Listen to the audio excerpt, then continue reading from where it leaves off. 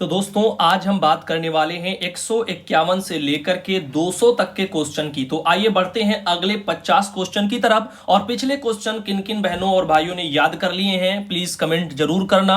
आपने कौन से वीडियो को कितनी बार देखा है और तब जाके याद हो पाया है, इसके बारे में भी जरूर अवगत कराएं ताकि और भी भाई बहनों को पता चले और वो भी आपकी तरह 2 3 4 बार तो कम से कम वीडियो को देखें ताकि वो रट जाए। एक बार देखने से आप परीक्षा में कुछ भी अच्छा नहीं कर पाएंगे, इस बात का ध्यान रखना। इसीलिए ये जीके है, इतना ही आसान होता तो इसमें नंबर सबके बहुत ज्यादा आ जाते, लेकिन ये एक ऐसा पोर्शन है जिसमें अच्छे अच्छों के नंबर ठीक ठाक नहीं आते क्योंकि ये चाहता है रिवीजन। जितना रिवीजन होगा उतनी चीजें याद रहेंगी। और बात करते हैं फिर क्वेश्चन की तरफ। जैसा कि आप देख रहे हैं क्वेश्चन नंबर 1 है यानी 51 वाला, बंगाल में द्वैध शासन प्रणाली की समाप्ति किसने की थी? तो ये आपकी किसने की थी? ये वारेन हेस्टिंग थे, इन्होंने की थी। और अगला जो क्वेश्चन आपके सामने दिख रहा है, बंगाल में स्थायी बंदोबस्त किसने लागू किया था? तो ये किया था लॉर्ड कॉर्नवालिस ने। किसने किया था? लॉर्ड कॉर्नवालिस ने स्थायी बंदोबस्त लागू किया था।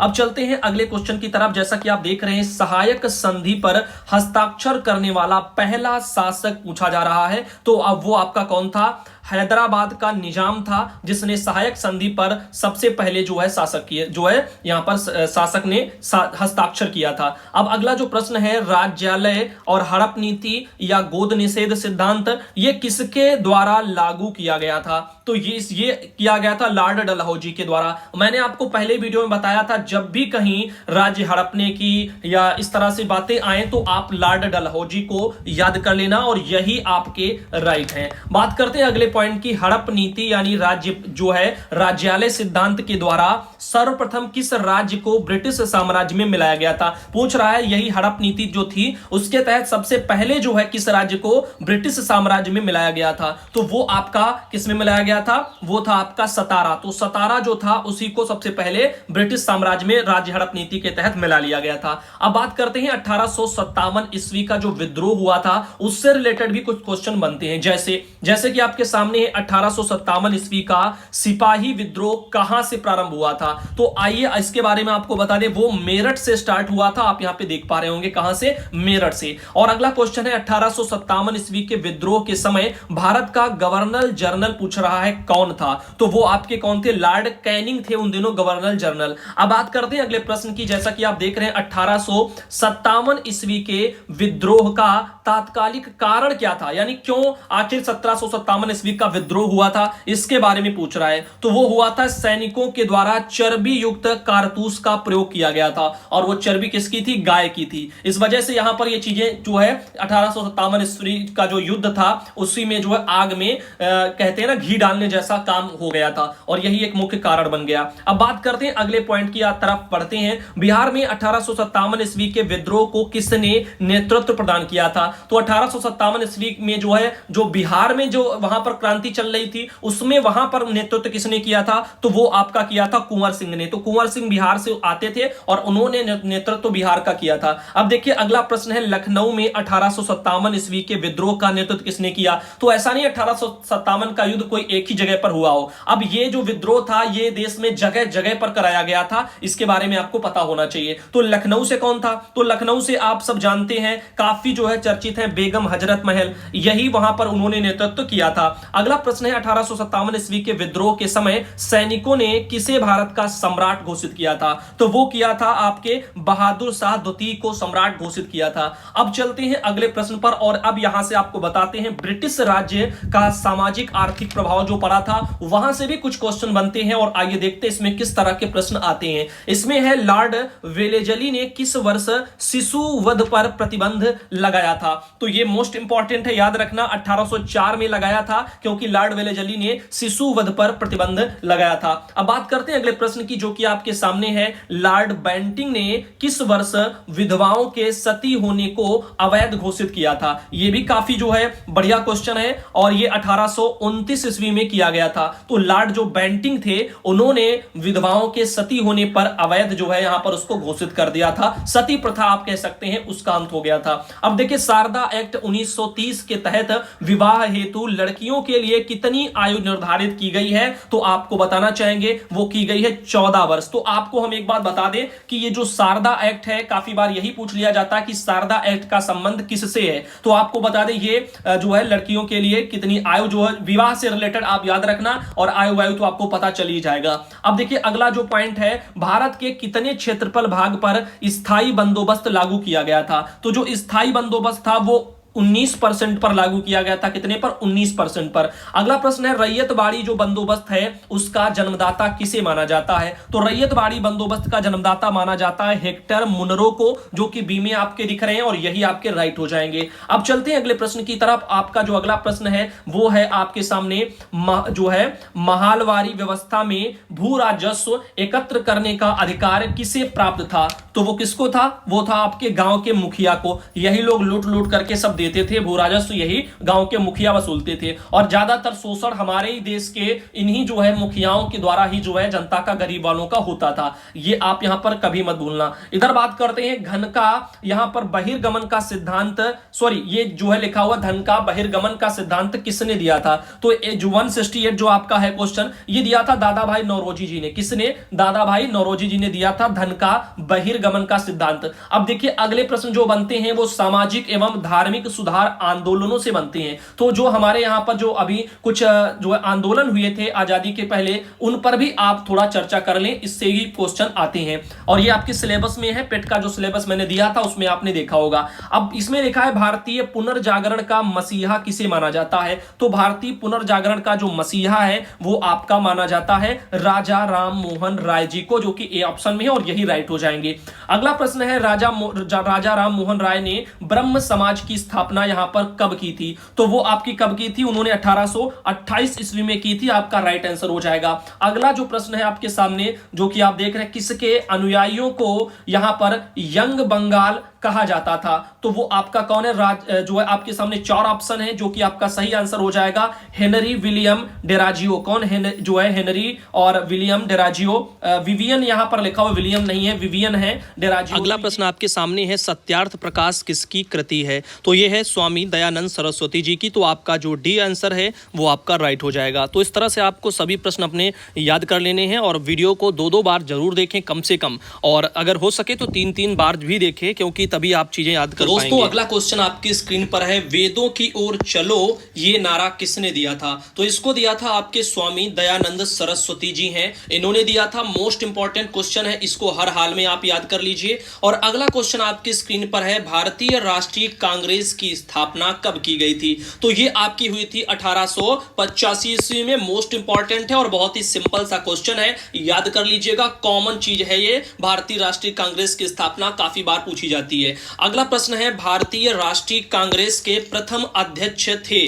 तो जो प्रथम अध्यक्ष थे वो कौन थे। तो वो थे आप लोगों के व्योमेश चंद्र मुखर्जी। कौन थे? व्योमेश चंद्र मुखर्जी, ये थे भारतीय राष्ट्रीय कांग्रेस के प्रथम अध्यक्ष।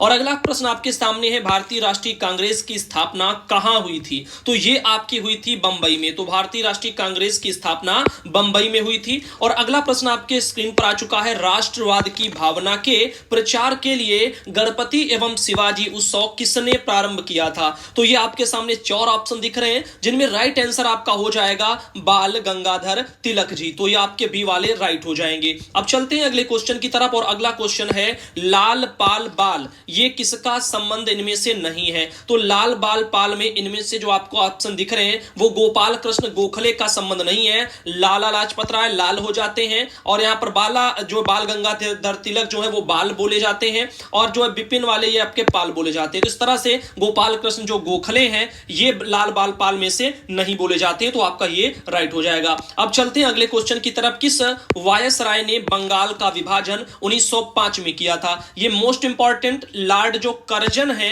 इन्होंने बंगाल का विभाजन किया था 1905 में। तो ये आपको याद रखना है, बंगाल का विभाजन किसने किया। तो आपकी स्क्रीन पर ये दिख रहा है लॉर्ड कर्जन, और इन्होंने कब किया? 1905 में किया। क्वेश्चन में ही आपका एक और आंसर छुपा है। अब देखिए अगला प्रश्न है, बंगाल विभाजन की घोषणा किस दिन में प्रभावी हुई थी? तो ये हुई थी 16 अक्टूबर 1905, जो कि ऑप्शन आपको दिख रहा है बी वाला, 16 अक्टूबर 1905। अब चलते हैं अगले प्रश्न पर। अगला जो प्रश्न है, स्वदेशी एवं बहिष्कार आंदोलन का संबंध था। तो ये जो आंदोलन का संबंध था बंगाल विभाजन से, किससे? बंगाल विभाजन से स्वदेशी एवं बहिष्कार आंदोलन का संबंध था। अगला प्रश्न है आपकी स्क्रीन पर आ चुका है, मित्र मेला संस्था के संस्थापक पूछे जा रहे हैं। तो ये आपके थे वीडी सावरकर। कौन थे? वीडी सावरकर थे। आपका सी ऑप्शन राइट हो जाएगा।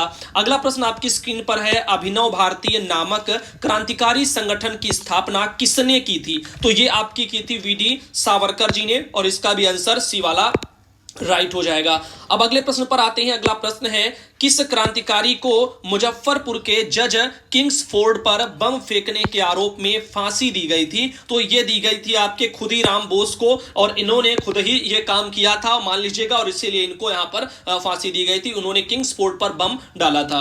अब देखिए अगला जो प्रश्न है, दादा भाई नौरोजी ने कांग्रेस के किस अधिवेशन में सर्वप्रथम स्वराज्य की मांग प्रस्तुत की थी? तो ये इसका राइट आंसर आपका हो जाएगा, कलकत्ता में की थी, 1906 में की थी। तो ये वाला आंसर राइट हो जाएगा। अब अगला प्रश्न आपकी स्क्रीन पर है, कांग्रेस का प्रथम विभाजन किस अधिवेशन में हुआ है? तो ये हुआ था आपका सूरत में, और 1907 में हुआ था। तो सी वाला हमारी आंखों के सामने है, और यही राइट आंसर है। अब बात करते हैं अगले प्रश्न की, मुस्लिम लीग की स्थापना कब की गई? ये भी काफी इंपॉर्टेंट है। तो मुस्लिम लीग की जो स्थापना हुई थी वो 1906 में हुई थी। काफी इंपॉर्टेंट है, याद कर लीजिएगा।